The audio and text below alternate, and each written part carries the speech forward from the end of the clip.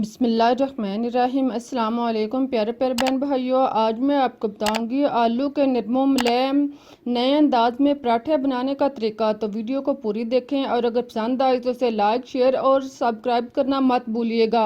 तो इसके लिए हमें चाहिए 3 अदद आलू। आलू आपने जितने आप पराठे बनाने हैं अपने हिसाब से भी ले सकते हैं। इधर हम 3 अदद आलू के पराठे बना रहे हैं। इनको आप पहले उबाल कर इसका छिलका उतार लें और फिर आप इसको क्रश कर लें।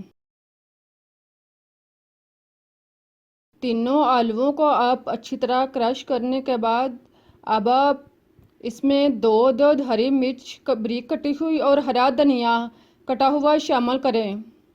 साथ में सुरख मिर्च कुटी हुई 1 चम्मच, नमक टेस्ट के मुताबिक, ज़ीरा साबुत आधा चम्मच डालने के बाद अब आप इसमें मैदा 1 प्याली डाल लें। मैदा आप पूरा नहीं डालें, आधा डालकर आप इसको मिक्स कर लें और फिर आप ज़रूरत के मुताबिक इसमें डाल लें।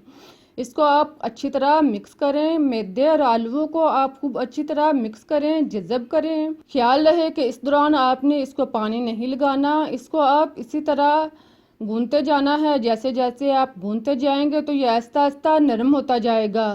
इसको आप 4-5 मिनट तक अच्छी तरह इस तरह गूंथने के बाद अब आप इसके ऊपर घी या ऑयल लगाकर इसको आप 15 से 20 मिनट के लिए रख दें।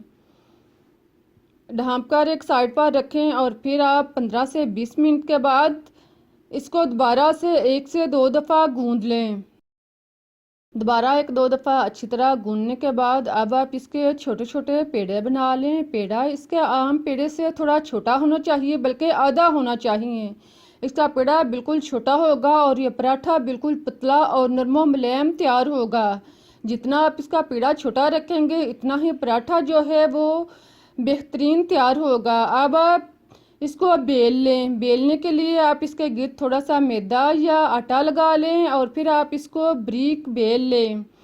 इसे आप पराठे की तरह गोल बेलें, लेकिन इसको आम पराठे से पतला रखकर बारीक बेलें। देखें, इसको आप जितना पतला बेलेंगे इतना ही यह पराठा अच्छा और बेहतरीन मज़े का तैयार होगा।